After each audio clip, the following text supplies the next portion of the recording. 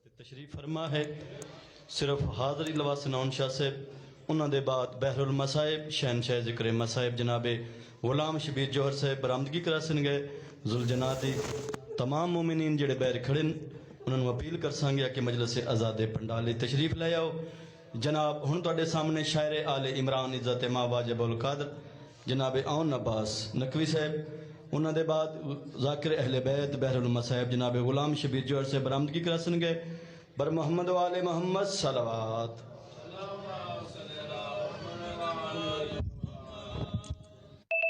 درود بر محمد و اہل بیت محمد بلند آواز۔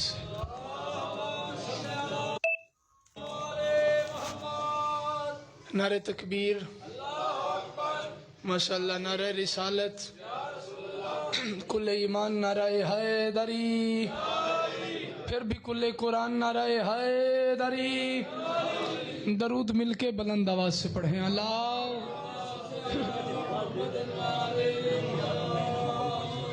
اعوذ باللہ من الشیطان اللعین الرجیم، بسم اللہ الرحمن الرحیم۔ الحمدللہ ذی جعلنا من المتمسکین بولایت امیر المومنین علی ابن ابی طالب صلوات۔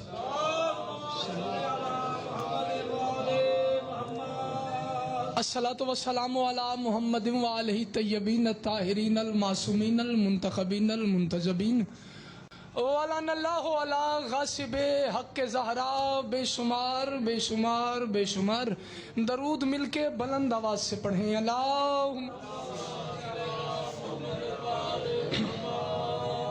ہے اجازت بات شروع کی جائے؟ بالکل گھر والی بات تھی۔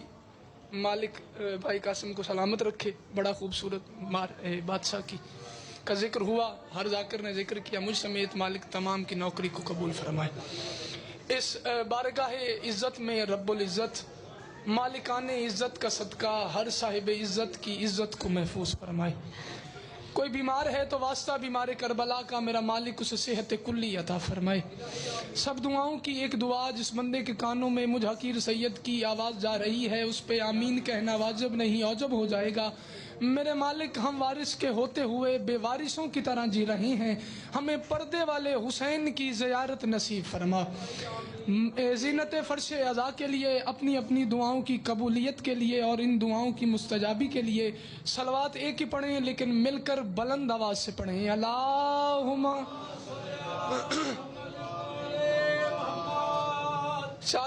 چار مصرے پڑھ کے آپ کو سلام کرتے ہیں۔ اہل شرر کو اور شراروں کو چھوڑ کر، بڑے آرام سے چار مصرے پڑھنے اور اس کے بعد چار اور آپ کو سلام کر دے دینا، بالکل گھر والی بات تھی۔ بادشاہ سلامت رکھیں آپ کو، بڑی خوبصورت نوکری ہر بادشاہ نے کی ہے۔ میں بس اپنی بات رکھنا چاہتا ہوں، سی ڈی کاپی والی بات نہیں ہے، جو بادشاہ نے عطا کیا ہے وہ آپ کے سامنے پڑھ رہا ہوں۔ اہل شرر کو اور شراروں کو چھوڑ کر محنت کرنا کوئی جرم والی بات نہیں ہے۔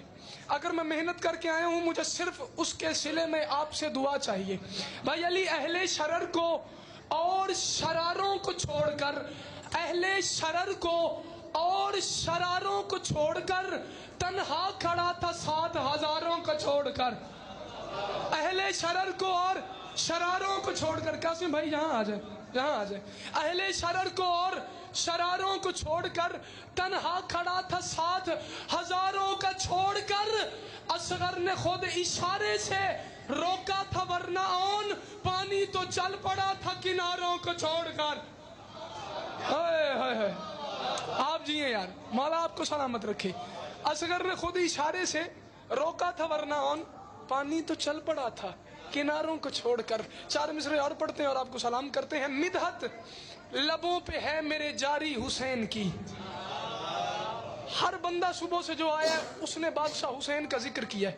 کیسی کریمی ہے کہ اللہ کی کائنات میں حسین کا کرم مشہور ہو گیا، اس کریم کے ہوتے ہوئے حسین کا کرم چل پڑا۔ یہ وجہ کیوں ہے؟ ہر بندہ حسین کا ذکر کیوں کر رہا ہے؟ میں حسین کی مدحت کیوں کر رہا ہوں؟ میں کہہ رہا ہوں مدحت لبوں پہ ہے میرے جاری حسین کی۔ وجہ کیا ہے؟ مدحت لبوں پہ ہے میرے جاری حسین کی، محنت نبی کے دی پہ ہے ساری حسین کی۔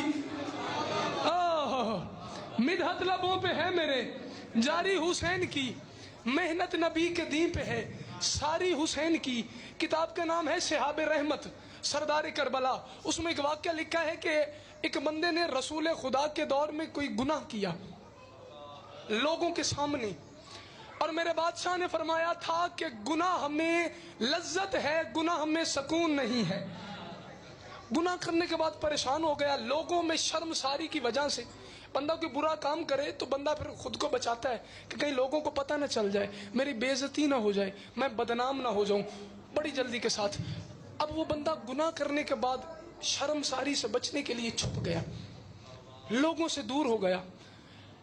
اللہ کا کرم ایسا ہوا کہ جہاں چھپا ہوا تھا وہاں بیٹھ کے سوچا کرتا تھا کہ میرا اتنا بڑا گناہ ہے, لوگوں نے دیکھا ہے, لوگوں میں بدنامی ہو گئی, اب یہ میرا گناہ دھلے گا کیسے, یہ داغ مٹے گا کیسے, میں لوگوں کے سامنے جاؤں گا کیسے. اللہ کا کرم کوئی ایسا ہو نہیں ہے. اپنا دامن جھاڑ کے اٹھا زہرا کے لال اور فرمایا پریشان کیوں ہوتا ہے, دنیا میں جس کا کوئی نہ ہو اس کا حسین ہوتا ہے.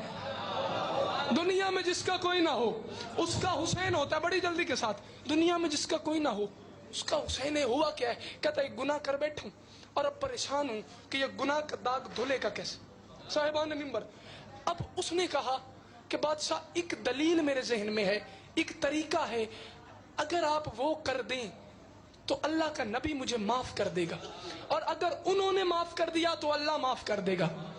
کیا تیرے ذہن میں آتا ہے؟ کہتا ایک کام آپ کے نانا کو بڑا پسند ہے, اور وہ یہ ہے کہ آپ اگر میرے کندھوں پر سوار ہو جائیں اور میں اس حالت میں آپ کے نانا کے دربار میں جاؤں, ہو سکتا ہے میرا گناہ معاف ہو جائے. مدحت لبوں پہ ہے میرے جاری حسین کی, محنت نبی کے دی پہ ہے ساری حسین کی.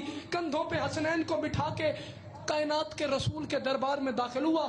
اب صحابہ نے اسے دیکھا ہوا تھا کہ اس نے گناہ کیا ہوا ہے. اب لوگوں نے آپس میں باتیں کرنا شروع کی, اوے یہ وہ آ گیا ہے جس نے وہ گناہ کیا تھا. جب لوگوں کی چیم گوئیاں اس کے کانوں تک پہنچی, اس کا چہرہ بدل گیا, اس کی حالت پتلی ہو گئی, یہ پریشان ہو گیا. اس کو پریشان دیکھا, یہ اچانک بات کیا ہوئی, مدحت لبوں پہ ہے میرے جاری حسین کی, محنت نبی کے دی پہ ہے ساری حسین کی. حسنین کے نانا کے سامنے آ کے کہتا ہے رسول خدا میرا گناہ معاف ہو جائے گا, محنت نبی کے دی پہ ہے ساری حسین کی. کائنات کے رسول نے کہا دوزخ حرام ہو گئی تیرے وجود پر, تو بھی بنا رہا ہے سواری حسین.